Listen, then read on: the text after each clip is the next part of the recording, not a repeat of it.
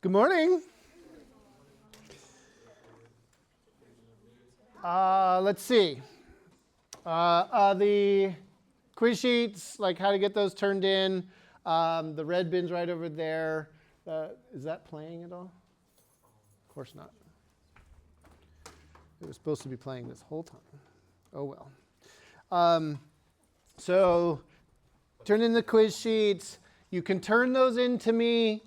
Tomorrow, if you can find me, I will be in the lab room from 8 to 2.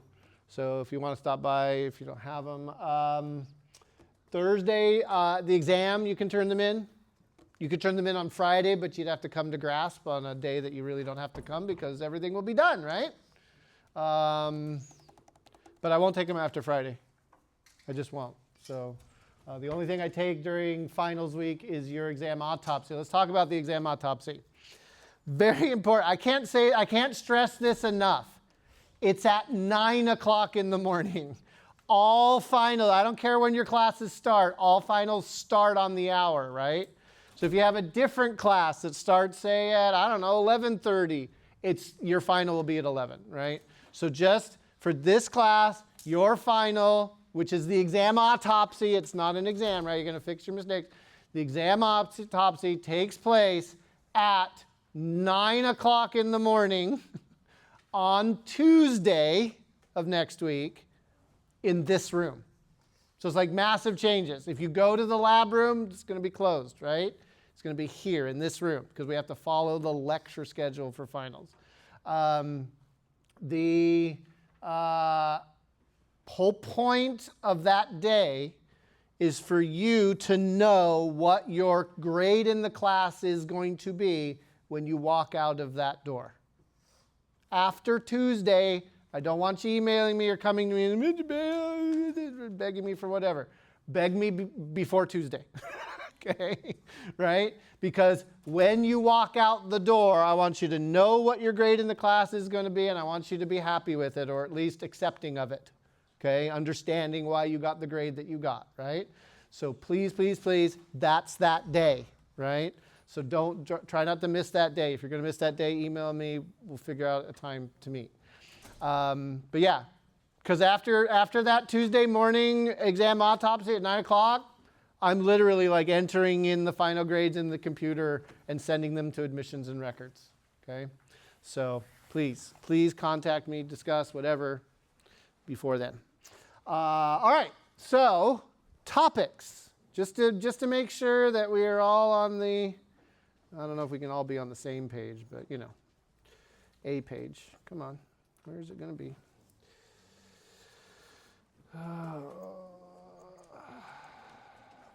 It's gone. That's why it's not there.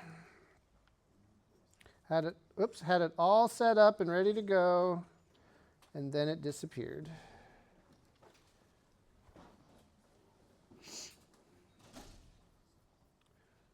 Un momento, por favor. There it is. Okay. So just to make sure that we are all on the same page, I got corrected. Thank you, Tyler, for telling me I was wrong. I had transformer in chapter 30, part 2. We did that in chapter 31. I moved transformer down. LR circuit. Like, what could I ask you to do with an LR circuit that's computational? There's two equations, right? There's the rising current equation and the falling current equation. And the nasty part about that is you got to solve a natural logarithm, right? So as long as you remember, even maybe just write down because you've got two equations for rising and falling, one for rising, one for falling, and then you've got the equation that solves like for the time, right? You're golden, right? Okay, and then chapter 31, right, kind of big on the content there. It's all these AC circuits. And when I say current, right, AC RLC circuit, it could be RLC. It could be a resistor, an inductor, and a capacitor. Or it could be just a resistor and an inductor, or just an inductor and a capacitor. Like, it can be any combination of resistor, inductor, and capacitor, but only in series. No parallel stuff, only in series. And this question is asking you to solve for the current in the circuit. How do you do that? Find the impedance, right? That equivalent resistance that we call the impedance in an AC circuit. Find the impedance. Once you have the impedance, you can use Ohm's law to find the current in the circuit. I then instead of just saying times 2, I did help you out here, distinguish the fact that you have another problem, very similar, but then I'm going to ask you to tell me what the voltage is in one or more of the elements, right? So to find the voltage in the inductor, and I did this example in class, you have to find the current in the circuit, right? And then use Ohm's law just for the inductor. So what do you kind of swap out, or what do you use instead of the impedance? Like to find it across the inductor. XL, right? That funny resistance that the inductor is, right? So be ready to not just find the current, but also to find specifically the voltage in either the resistor, the inductor, or the capacitor. And then a transformer problem. So step up, step down, number of turns, what's the voltage? I could ask you for current too, but it's all just a ratio of the number of turns, right? Magnetism conceptual. Okay. Specifically, this is going to test your understanding, or at the very least, the definition of what is a ferromagnetic material, what is a diamagnetic material, and what is a paramagnetic material. And what's the difference there? Like which one of those words means opposite of the magnetic field? Diamagnetic is the opposite. If something likes magnetic fields or likes to go with a magnetic field, what kind of material is that? Ferromagnetic. And then para means what? Like sort of, right? In between, weakly. Goes with the magnetic field. If you can remember that part from our lecture, I'm hoping that problem is going to be real easy for you. And then 2 conceptual questions on Maxwell's equations. And basically, I'm going to give you a situation, and you're going to tell me which one of Maxwell's equations is used to find it. So you guys quiz me. Give me a situation, and I'll tell you which one of Maxwell's equations solves it. Give me something. Anything from this semester.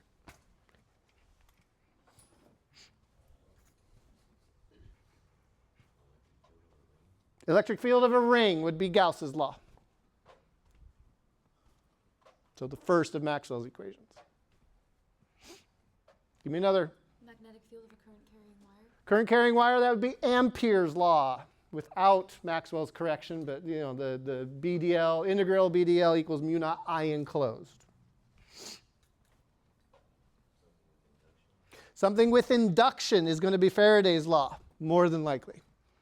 Induction, we could sneak Ampere's law in there, but if it's got an inductor or mutual inductance, wireless charging, any of that kind of stuff, that's Faraday's law of electromagnetic induction.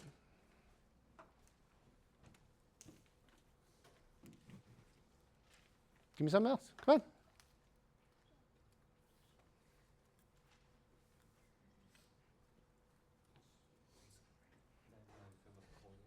Magnetic field of a coil is going to be Ampere's law. Okay? So here, we'll list them real quick because I love writing them down. We'll do it on the iPad. The abomination doesn't work so well. Oops. Yeah, let's just move that around. Not B. E dot dA, Q enclosed over epsilon naught is known as what? Gauss's law. What's that one? Gauss's law for magnetism. This one, this is Ampere's law, usually called the Ampere-Maxwell law, because Maxwell fixed, or at least corrected, the missing part. And then finally, Faraday's law of electromagnetic induction. There we go. Okay? All right. So, Gauss's law electric field of anything. Coulomb's law is in here. If I want to find the force on a charge, it's going to be hiding inside of Gauss's law. Gauss's law tells me that electric fields start on positive charges and end on negative ones. It's all Gauss's law. Okay? Basically anything from the first half of this course is Gauss's law. Every circuit, okay, all of circuit theory can be summed up in Gauss's law. So this is the one that kind of sneaks under the radar sometimes. Okay, this Gauss's law for magnetism has one purpose and one purpose only. What is it? Magnetic field shape. Like magnetic fields don't start and stop. What do? They form closed loops. That's the purpose of this equation. You don't use it for anything, you don't solve it for anything, but it's a vitally important statement to distinguish between electric and magnetic fields. So this one, magnetic fields and why they form closed loops. Okay, Ampere's law is the one that we use to find any magnetic field of anything, okay, other than a permanent magnet. Okay, so magnetic field of a current carrying wire, magnetic field of a loop, a magnetic field, the torque on a loop's hiding in there somewhere, magnetic field of a solenoid, why currents create magnetic fields, displacement current, and why capacitors can actually complete a circuit without actually completing a circuit. It's all in Ampere's law. And then Faraday's law gives us the connection between electric and magnetic fields. It allows us to describe electromagnetism. And Maxwell's correction is doing the same thing for us. It's giving us the yin and the yang and telling us how electric fields can circulate and be like magnetic fields because of changing magnetic flux. Faraday's law makes possible our modern world. I didn't get a chance to show it to you in this class. There is an episode of the series Cosmos. I believe Cosmos is available on Netflix right now. It's hosted by Neil deGrasse Tyson. There was an old Cosmos hosted by Carl Sagan. That one was kind of the one that I sort of grew up on. It was broadcast in the 70s. I watched it in the 80s as a kid. And the Carl Sagan ones are fine. But the one that Neil deGrasse Tyson did was fantastic on a lot of different levels. Some episodes were not as good as others. The one I wanted to show you in class, and we just ran out of time to do, was called Electric Boy. Go find and watch that episode of Cosmos called Electric Boy. It'll change you in a lot of different ways. It's the story of Michael Faraday and what he did and how he accomplished it. It's the story of a child that left school at a very early age because of a speech impediment, who became an apprentice to a bookbinder and would have stayed that his entire life in that time and period in England that was very class conscious, but who instead taught himself to read. And because of what he was reading, decided that he was going to become a scientist in a culture that would not allow him to become a scientist. It's the story of how he became first a lab assistant and then the lab director and then the greatest physicist of his age. In a person that didn't know mathematics and didn't have that schooling background, he became one of the preeminent scientists that the world has ever known. He would later go on to do incredible things with his mind, a mind that would betray him with something very akin to Alzheimer's. And though he would suffer a lot of depression and anxiety from that condition, his best work would be done in spite of those conditions. It's a story of hope. It's a story about normal people. Michael Faraday was a normal person. Was he a genius? Maybe. But more than anything else, he was just like you and me.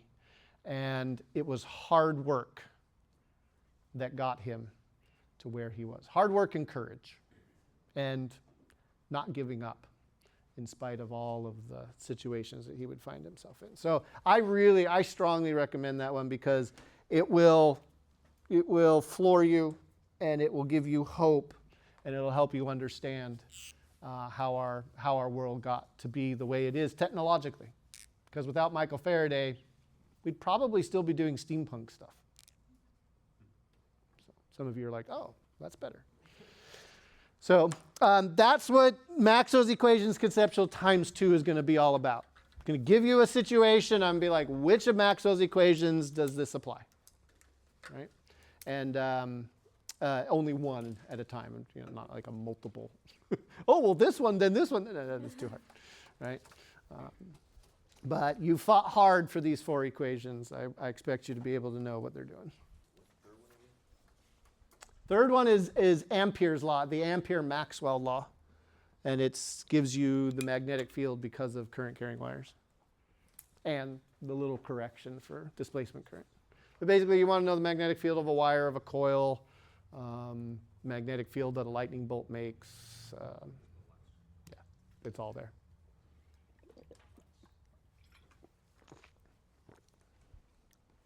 The conceptual nature of the question doesn't mean you are actually solving any of those equations, right? You're just knowing which of those laws does what. All right. Questions for me? Mm-hmm. Can you go over a homework question? I can try. Which one? It's on chapter 30, part 2.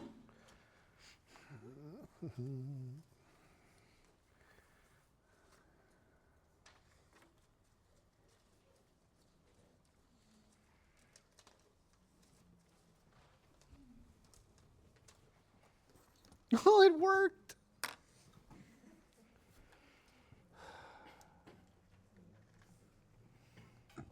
Which one, Rose? Number 2. So there's our circuits, right? There's some parallel business going on, right? Rank the circuits according to the current through the resistor long after the switch is closed, right? So we're going to take this switch and we're going to close it. And then we're going to let time go as long as possible. What are they trying to tell us?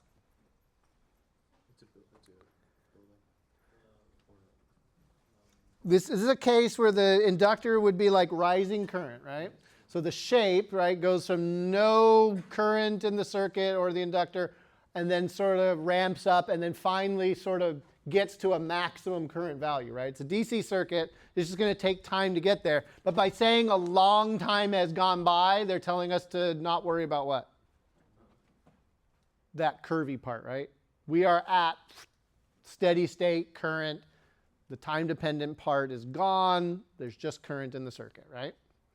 So we've gone a long time, and now we need to rank the current in the circuit. What did it say? Rank the current through the resistor labeled R. R, matey. Okay, so current circuit number 1. What's the current in R going to be if a long time has gone by?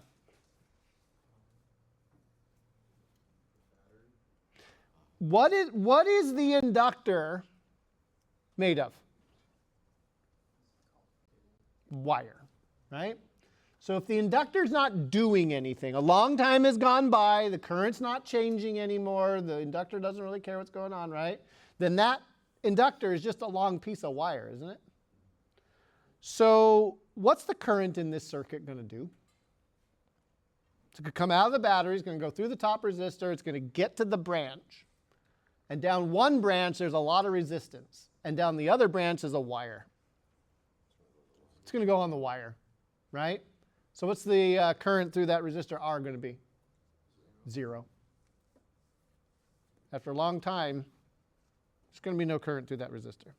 So in circuit number 2, what's the branch? What's the current in the branch in the middle? 0. The current will take the path of least resistance. And the inductor isn't doing anything resistive after a long period of time. What's that? because the current will not flow through. It'll take the path of least resistance. What's the resistance through the inductor part of the branch? 0. It's just a wire.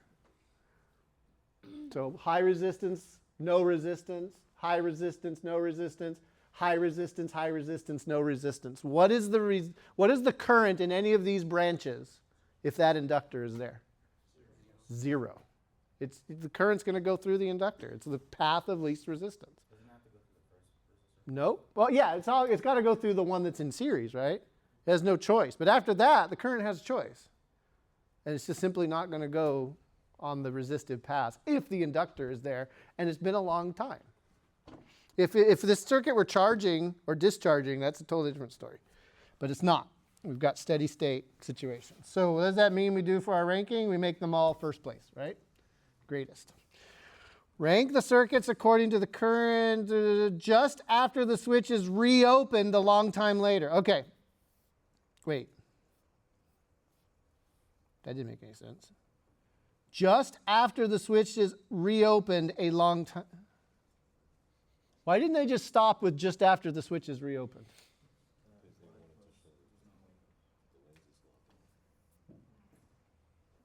Yeah, long after it's reopened, I understand. That just after the switch is reopened, period.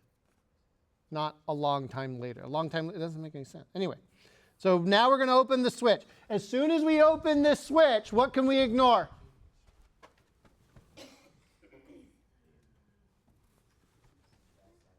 The side of the circuit left of these resistors running down the middle is gone. Why is it gone? We've disconnected it. There's no place for the current to flow there, right? It's not even a capacitor. Okay? So that means the entire parts of the circuit that have the switch in it, that are in series with that switch, are gone, right? So in case number 1, the inductor is going to start. It's got stored up energy in the magnetic field, right?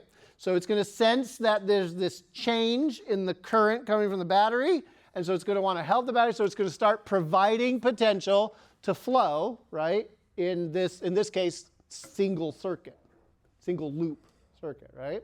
So they want us to rank did they say current through the resistor? Sure. Yeah. Okay. If there's only an inductor and a resistor connected to each other, it's going to be high current, right? Okay. What's going on right here? It's in series, just like the first one. There's another resistor there, but we're talking about current now, right? So in series, current is same through all things, right? So as long as we're hooked up in series, you can throw 10,000 resistors in there, they're all going to have the same current. But in 3, we do have now a parallel situation between R and the unknown resistor. And is that going to be as high a current as the ones in series? No, because now it can split, right? In effect, after the switch is opened, the inductor acts like a battery with all that stored energy in its magnetic field. So that means that 1 and 2 would have the same, and number 3 would be less. And since we have to use Olympic scoring rules, that means 1 and 2 get the gold medal, and number 3 gets the bronze, right? So how does that work down here? Yeah, greatest, third greatest. No second place.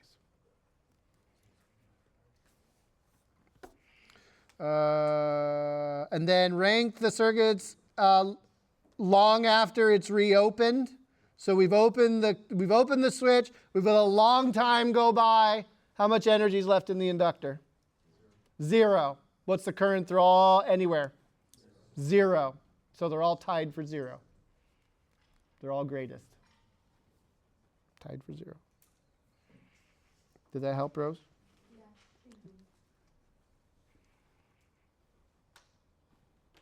Other questions? So how long would it take for it to not be 0? That entirely depends on the value of the inductance and the resistors.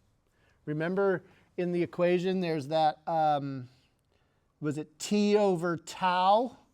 And tau was equal to, L over R, R over L. I don't remember what tau was equal to.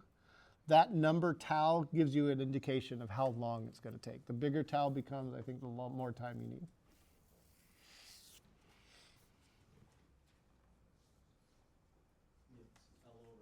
L over R, okay?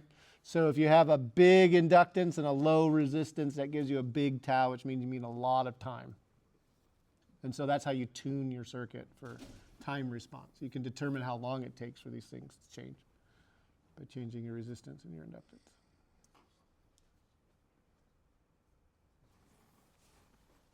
Yeah? Can you do number 2 on chapter 32? 32. That was too far. 32.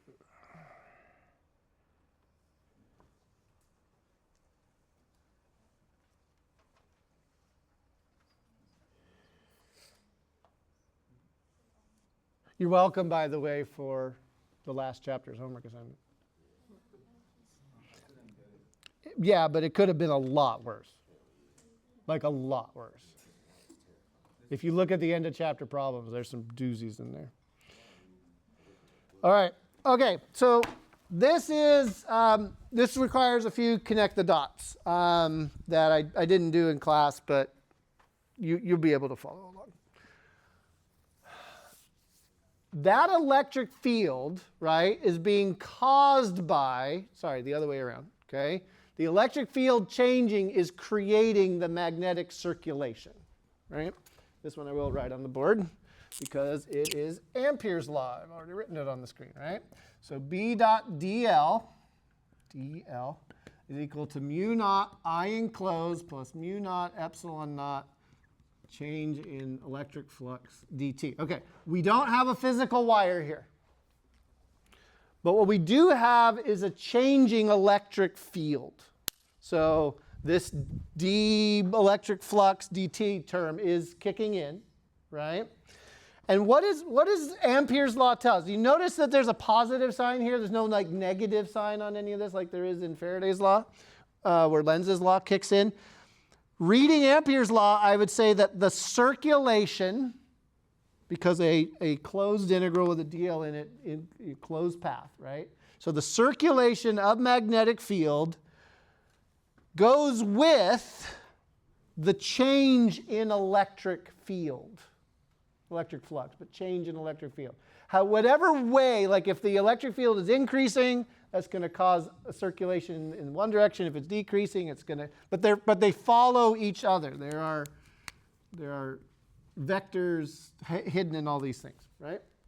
So if I take a look at my electric field, right, and I treat it, think of it like a wire, right? That's kind of the whole point of this term, this displacement current term, is to pretend like it's a wire. As long as the electric field isn't staying still, as long as it's changing, right?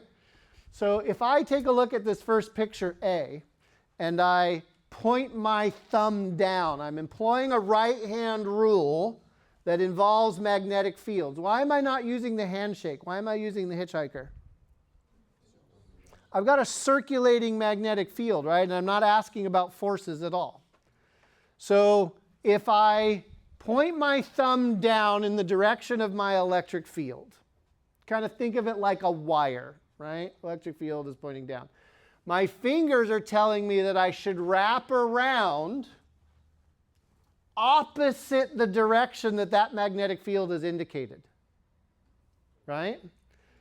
Since the change in magnetic flux goes with the circulation, in order for that magnetic field to be circulating in the direction it's indicating, I would have to have this is like opposite, isn't it? My thumb goes down, my fingers wrap around, and it's counter to what that magnetic field is doing. So what does that tell me about the electric field? It has to be decreasing, because if this flux ends up a negative value, right, that negative sign tells me that the circulation is opposite what it needs to be, okay? So I follow my right-hand rule here, and I see that, oh, no, if it were increasing, then my field would be going, I don't know how, clockwise from above, if you want to look at it that way, right? And that's not what's happening, so that must be decreasing. Okay, then we do the other loop, right? B, right? So what are we going to do? Thumb goes which way? Direction of electric field.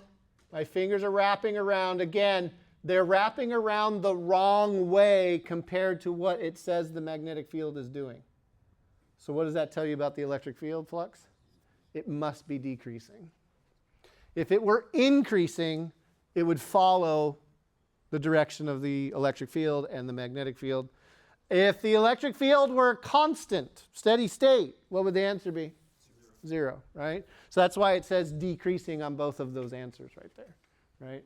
It did not obey the right-hand rule. It did not obey the signs that are part of the Ampere-Maxwell law. So it must be doing the opposite, which is a decrease. Anytime you see a magnetic field circulating around, just get your right hand out and start playing with it. See what doesn't fit. If it doesn't fit, something's going backwards. Did I answer your question?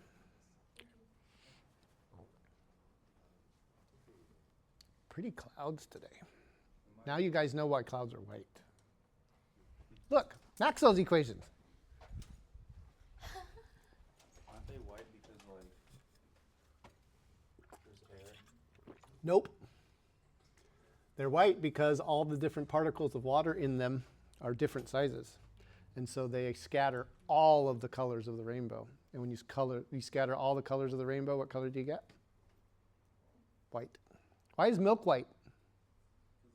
Cows have white and black. Nope. Where does chocolate milk come from? Chocolate cows. No. Why is milk white? It's the same reason clouds are white. What is in milk that makes it so yummy for most people? Fat. It's the fat in milk. There's different sized fat particles in there, and they scatter all the colors of the rainbow, not just certain ones. And so when you scatter all the colors of the rainbow, what color do you get? You get white. That's why non-fat milk tends to have a slight bluish tint to it. It's more homogeneous in its particle size. We might as well just do 1 and 3, Bill, while we're at it. You know what I'm 1 and 3?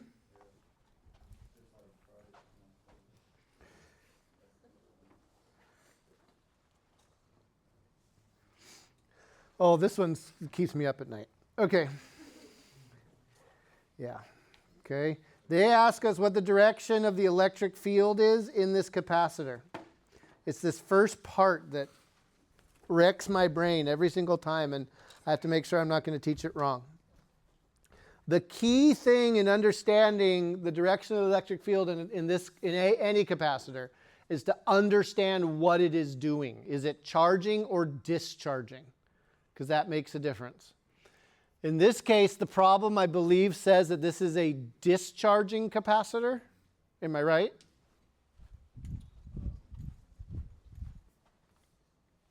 That is discharging the capacitor. Okay, so that means that the positive side of this capacitor is where? Left or right? It has to be the left. A discharging capacitor pushes positive, it acts like a battery, pushes positive charge through the circuit, trying to get to the negative. Negative charges are going the other way, that's the electron current. Standard current in a circuit, okay, means that the left-hand side of this capacitor has to be the positive side, which means the right-hand side is what? Negative, okay? If this were an instance of charging the capacitor and current were going this way, the right-hand side would be positive. But that's not this problem. It says that we are discharging the capacitor, right? Even though the current's going that way. It's because the current is going that way that I know this is the positive side. But I thought Positive to negative. That's the direction of current flow. It's not going this way, right? Positive to negative. Okay? All right. So we've established that the left-hand side is the positive side. Which way do electric fields go? Where do they start? Positive. Where do they end? So which way is the electric field pointing in this capacitor? It's pointing to the right. I think the hard part there is realizing that in a discharging capacitor, this has to be the positive plate if this is the indicated current direction. All right. Opposite from the current? Because of where the charges are. How do you push anything through a circuit? So if I've got a circuit, no matter what's connected over here, and that my capacitor is discharging, right? And we say that the current is flowing this way, well, where's the positive side? It has to be here. This is the pushing side. It's pushing the current around the circuit. Yeah. Oh, I thought you meant like it was going that way, right? If this capacitor is hooked up to a battery, okay, the current would be flowing through it like this, right? Which side of this capacitor would be the positive side? It would be the right-hand side. This is chapter 24.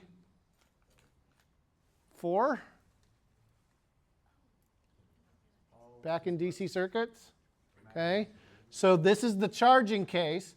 But when if we disconnect the battery and we hook this up to a resistor, which way is the current going to flow? Opposite the way it flowed when it charged up. Again, the key is understanding what a capacitor does when it's charging or discharging, right? So a discharging capacitor, you just have to go with the current flow, right? And so if you're going with the flow, that's the way positive charges would go. Positive charges have to be on this left-hand plate. Negative charges have to be on the right in order for the potential of the capacitor to go anywhere. Okay, the next part shows the direction of the displacement current. This is much easier. The displacement current has to go which way? With the current, right? The fact that a capacitor can be charged or discharged because there's displacement current that goes with whatever the current in the circuit is doing. So the displacement current is pointing to the left. Magnetic field pointed into or out of the page. Well, which way is the current going? Left. Current, whether it's real current or displacement current, is going to the left. And my fingers are headed which way through point P? Into the page.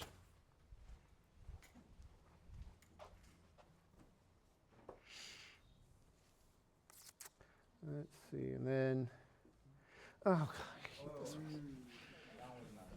God. Oh.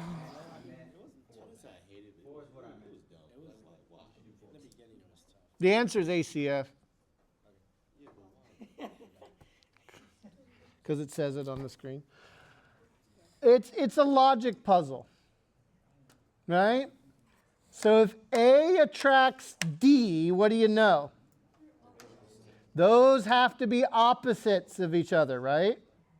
If C and F repel, what do you know? They're the same. If E and H attract, what do we know? They're opposites. And if A and H attract, they're opposites. Put that together in whatever way that makes ACF be the north poles. I could do it. I don't like doing it.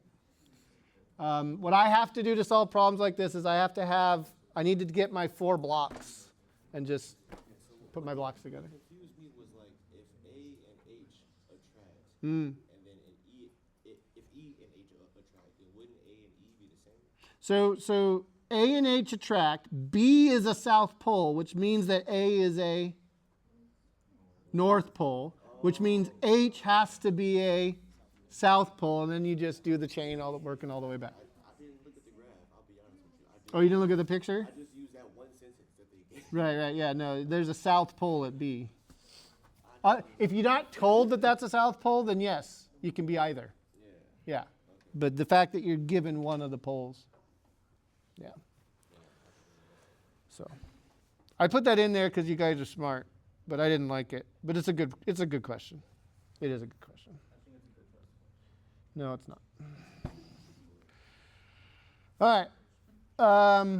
This is using Ampere's law right here, right?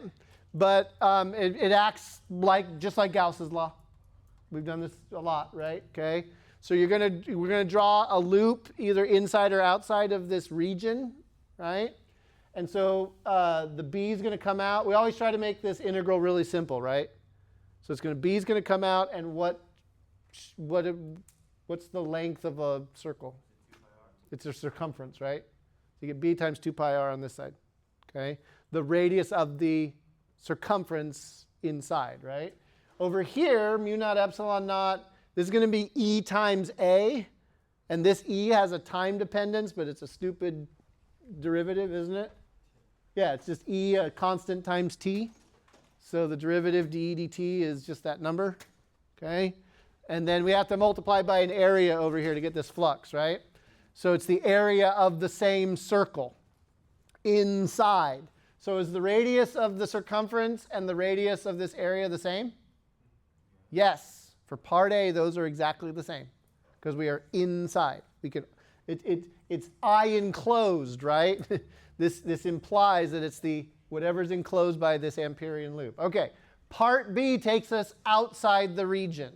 So the 2 pi r on this side, that r is a different r than the area for the flux because we're way outside, but the region where the electric field is changing is smaller. So on this side, what do you put in for the area of the flux? Big R, right? It's a different R. So this R is going to be different because the electric field region does not extend through all space. It stops at big R. Before, in part A, we were inside that region, so we just went out as far as we needed to. With a little r for the second part. The little r for the second part is 6 centimeters. Oh, so you wouldn't subtract that? No, no, little r is 6 centimeters. And then use big R at whatever it is, 3.5.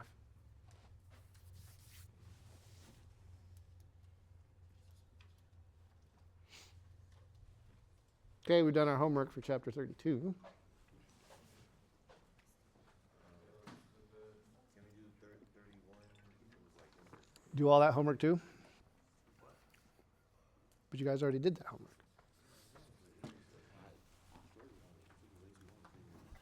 And by the way, I didn't make a mistake, and I wasn't lazy. I chose on purpose to not put that in student view, especially since all of you have done it. Wait, wasn't this due Monday? Oh, then it didn't matter. Not as smart as I thought I was. What are we doing? 31.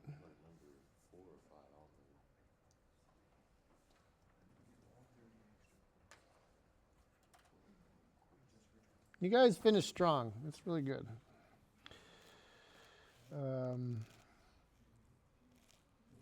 Number what?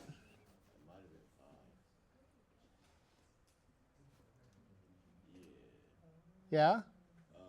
Well, I do have a question on this one, but this wasn't the main one I was thinking about.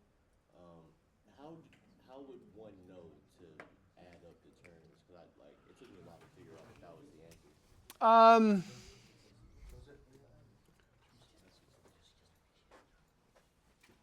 kind of did it by accident.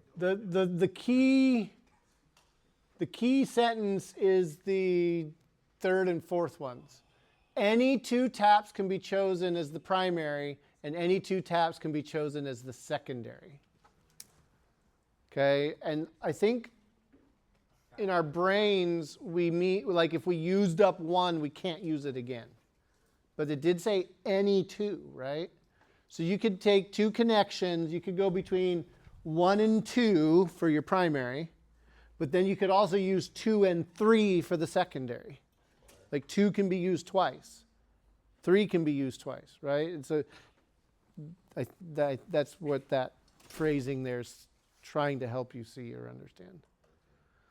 And again, knowing is how you know stuff, right? So if you see a transformer with multiple taps on it, what do you now know? There's different ways to connect up to that transformer to get different situations. This is actually pretty common. A transformer will have many taps on it so that you can vary what it is. There's even things called variable transformers that use a dial that it's not exactly what happens, but it effectively changes the number of turns in the secondary. Kind of. It's like an infinitely variable inductor. Yeah. And then I think there was one before this one.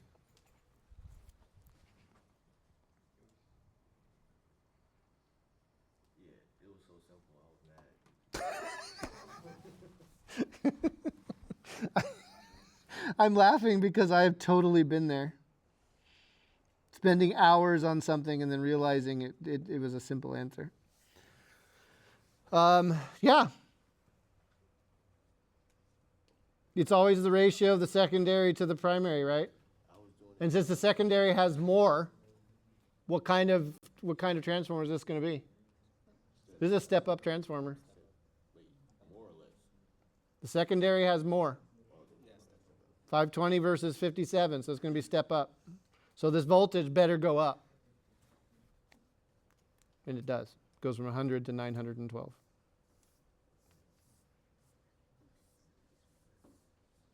Hurt your brain? No, it wasn't even that bad. It was like 3 questions on this one that kind of like made me stop. Like 20 minutes. 20 minutes is short for a physics problem. But, I mean, it's longer than I wanted it to be. That's fair. Other questions?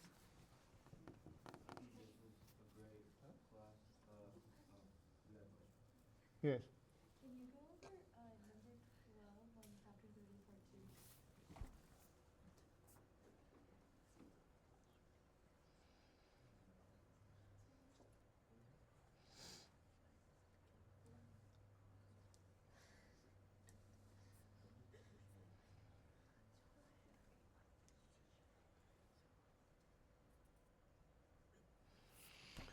Oh, jeez.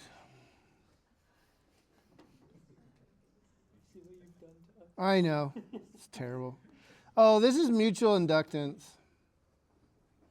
You don't need to worry about this for the exam, but that being said, we have the ratio of the number of turns and the equation. They just give it to me. Yeah, there it is. Right? Because the electric flux through the two coils is identical, you set that equal to each other, and it ends up giving you the inductance times the current divided by N1 equals the same thing, N2, right? And it's a plug and chug kind of thing.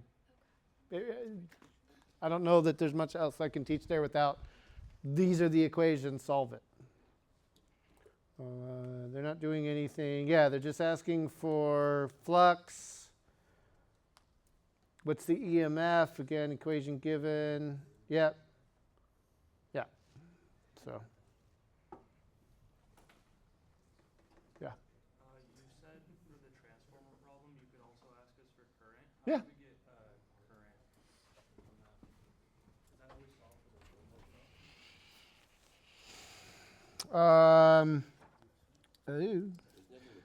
V secondary is equal to number of turns secondary, number of turns. Did I get that right? I think I did. Okay, so the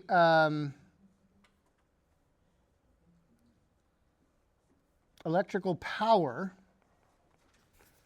has to be the same in the transformer. Whatever power is in the primary, right, has to be the same as the power in the secondary. I2 V2. So if the powers are the same, then I1 V1 equals I2 V2. And if your secondary voltage goes up, what does your secondary current have to do to compensate? Goes down. So a step-up transformer causes the current to go down by the same factor, right? So if it's a ratio of 10 times voltage, right, then your current went down by 10. Right? The voltage went up by 10, the current went down by 10. And vice versa. So when you step down, what does your current do? It goes up. Trade current for voltage. And I think the equation you need on your cheat sheet is probably that one. Probably the easiest one. Yeah. I mean, yeah, we can. You just want to make one up? They're kind of all the same. They just differ in their numerical values. AC generator, R, L, C. We can make up numbers and then we'll never know if we're right. Give me a resistance. 82 trillion ohms. How about 8,200? Give me a inductance in millihenries. 930. I heard 47 first. But we'll use 930 microfarads for the capacitor. Voltage, give me a number. 500? I heard 2 first, but 502. Well, okay. 502 volts, and give me, I don't care. You can give me omega, you can give me a frequency. I don't care. We'll give you a frequency. Okay, number. 7. 7. 7 hertz at 502 volts. Okay. What do you want me to find? Let's find the voltage in the capacitor. Voltage in the capacitor. I can do that. First step, find omega, which is going to be 14 pi radians per second. Okay. Now that I know omega, I can find the capacitive reactances for everything. I can find the reactances for everything in my circuit. So I'm going to find my inductive reactance. It's going to be omega times my inductance, right? So 14 pi times 47 times 10 to the minus 3, right? Does my thing know how to do a 14 pi equals?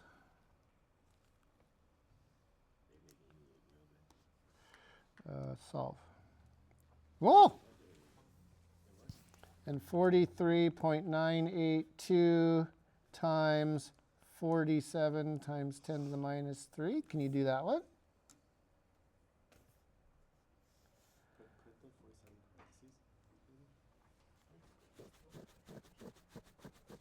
That's correct. Technology.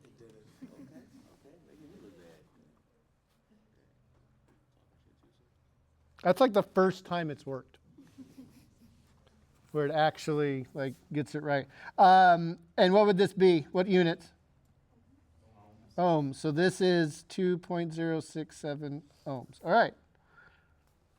Hooray. Okay. So let's keep going. This is fun.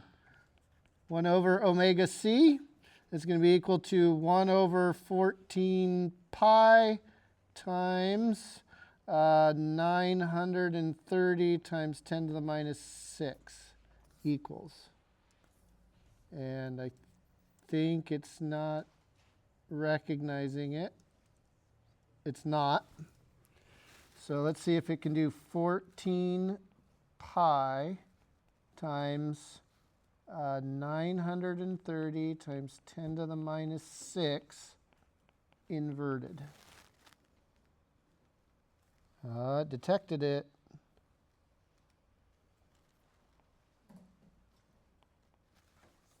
Yeah? Oh, it's gone. The question mark.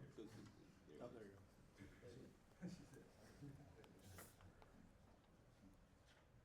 go. Yeah, it works on the last thing. I don't think there was any updates either. What I'm doing is it's training me to write clearer. Right? I think it's been struggling with my handwriting, right? And not. So like it was really interesting. It could not figure this out. I think there were too many, like it just saw this maybe as writing because it was a long, set of equal signs. Notice down here, I didn't choose to write the 1 over. I chose to do it to the -1 because I knew that, like what it does internally is I think it develops LaTeX code and then it evaluates that LaTeX code. So LaTeX code works better than this form. Anyway, it's kind of fascinating insight to what they're doing here. All right, so we got that. What else do I need? Yeah, I need the impedance, right? So let's calculate the impedance. It's going to be the square root of r squared plus, until that drove me nuts. Yes, I was working with somebody and we managed to make that mistake. We kind of kept putting minus in. It's r squared plus the difference between xl, xc. Okay, so if I go square root of, what did I say, 8,200 squared plus 2.067 minus 24.448 squared, and I finish the square root and I put an equal sign. It refused to detect it. In GoodNotes, it tells you that it's detecting math. It puts a blue glow around the root, which I don't think you guys can see. Yeah, it doesn't want to detect that for some reason. Sorry, I'm going to waste your guys' time here for a second. What happens if I do 8,200 squared plus 2.067 minus 24.448 squared equals? Okay, it detected that. Can I then do square root of that number and will you give me something? No, it just it just takes it away. Like it detects writing too close to the answer, it wants to get out of the way. So what happens now if I square root this?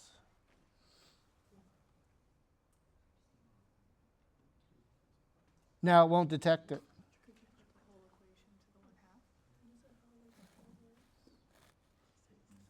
Let's tell it to make that go away.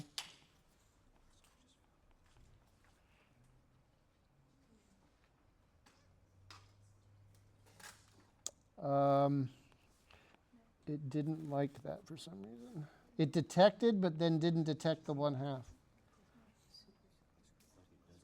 Ah, there it goes. I retire. You guys don't need me anymore. This is great.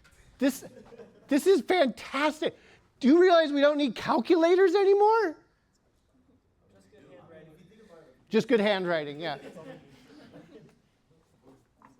GoodNotes settings, you can train it on your handwriting. Yeah, but it doesn't train specifically to you. No, you write with your handwriting and it helps its recognition software. Not locally, though. I thought that's just the big database. Oh, that I don't know. Yeah, I think it's just the big database. But like I've tried that many, many times.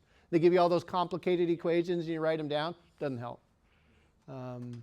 I think that just sends it to the cloud where their AI chomps on a little bit more and I'm lost in the noise. Because believe me, my handwriting is noise. My son, who's a mechanical engineering major at BYU, Idaho, we bought him an iPad for college, and his handwriting was as bad as mine. It's way better now. The iPad helped him improve his handwriting. He had to, because he kept wanting it to like recognize different things and do the calculations for him. So This is great. This means that TI calculators can die. I so want TIs to die. You do not know. My career has been teaching people about parentheses on TI calculators. Like, I do it all the time. All the time. And so if we can just get away from all that and get more natural language processing math in arithmetic like this. But you're right. Julie was amazing. She's like, do it to 1/2 instead of the square root. It recognized that instead of... And I knew that answer had to be 8,200. Why did it have to be 8,200? It's the rest of that is so small, right? That 8,200 is just gonna dominate. And I didn't even really need to do all of that, but I needed to learn myself how to make it do the thing. What am I doing? What have I just found? Impedance, right? Ohms. And so now that I have that, is there a setting in good notes to make that stop? It's because I put my writing next to it. Yeah, and I can't tap it to say, no, you're right, that's good. And as soon as I write a unit, but maybe that's because I erased it and put it back again. Because that would suck every time you had to write a unit on something. Mr. Balogh's like, put your units on things, and the iPad goes,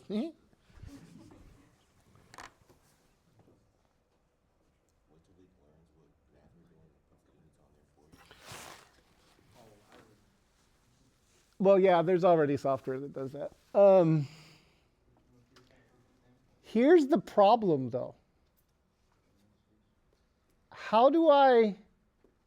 Oh, what did my son's teacher call them? What? My son has a class right now, thermodynamics, and the teacher does not call it an exam. The teacher calls it a knowledge check. Right? Calls it a knowledge check. I was like, you know what? That's like grading with a green pen or a purple pen, right? No, it's stupid. All my English major friends tell me, you should grade with purple pen because it's not as traumatic. I'm like, purple will just become traumatic is what will happen. Because why do I grade in red? No, why do I grade in, well, Barney was traumatic to me, but why do I grade in red? It's painful anyway. Grade in red. What am I doing? What am I doing? Voltage. But I need to know the current in the circuit. So that's going to be V divided by, so that's going to be, what is it? What did I say it was? 502? 502 over 8,200 equals, did I give enough space in between there? I did not. Put it in parentheses to the 1 power. That might work, honestly. It refuses to detect it. Maybe it's your equals sign right next to it. So if I come over here, my fives are really bad. 502 over 8,200.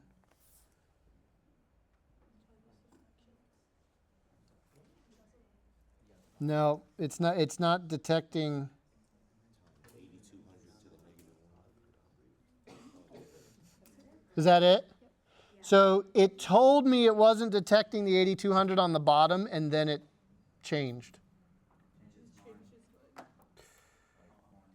Okay, it doesn't have a mind. So, okay, this sucks. I've gone from this is amazing to this sucks. You want to know why this sucks? Because this is how you write that.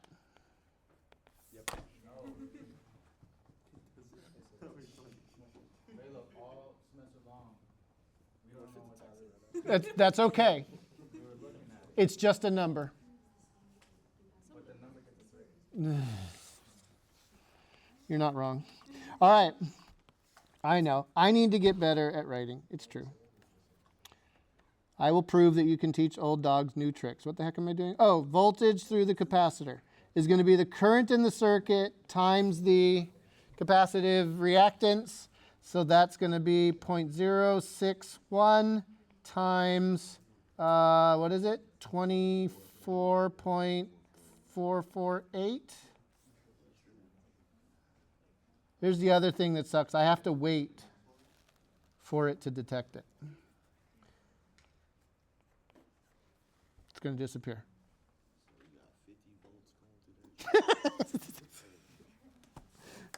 Yeah, so 50 volts going through the capacitor. Did it do that one right? There's no way that that's right. There's no way 24 times 0.06. There's no way. Little AIs led me astray.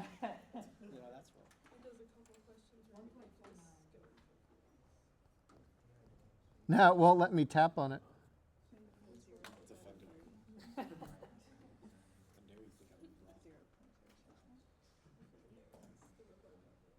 Two times 0.0661? 2? Where'd you get a 2 from? I got 1.49. I'm yelling at it. What?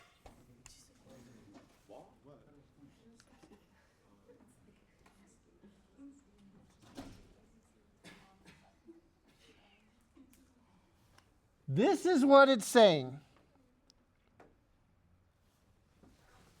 Where are they getting the two? Where's the 2 coming from? But Oh, it's the O. no, 0.061 times 24. You got all that. Is it? Thinks the ohm is a 2.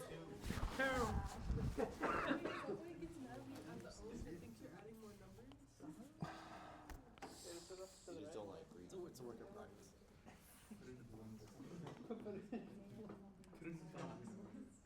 What's my number?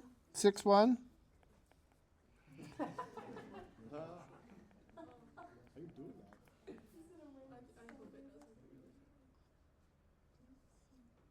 Okay, it can't detect it. Because I wanted to see if it could detect it.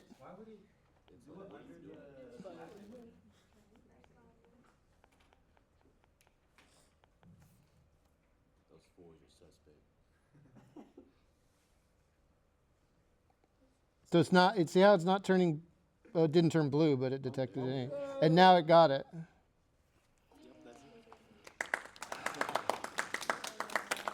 How much time did we waste? It was longer than you do the actual. That was a work of art. AI is the future. AI is the future. AI is the future.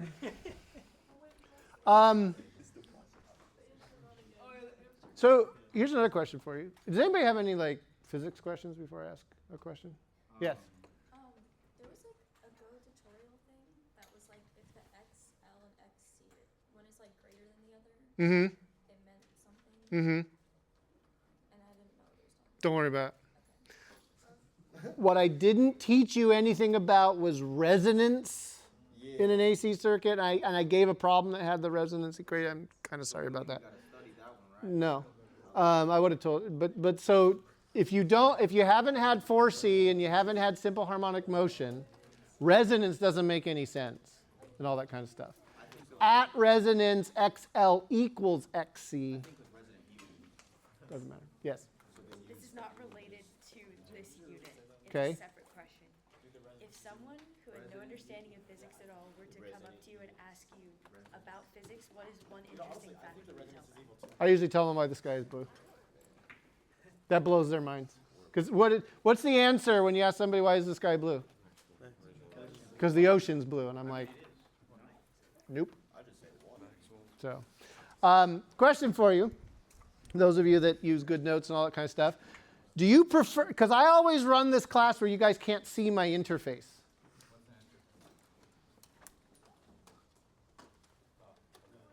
Right? Okay. Is it better this way? Yeah, I think it's right.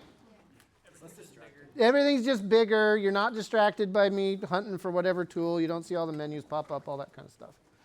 But I'll have to see if I can integrate like this calculation method into. This seems a lot slower to me than just doing it on my paper and saying this is what I got.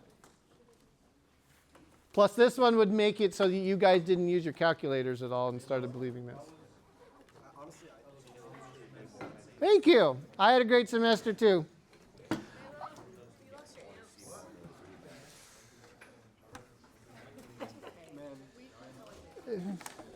Let's hunt the amps down now. Have a good life.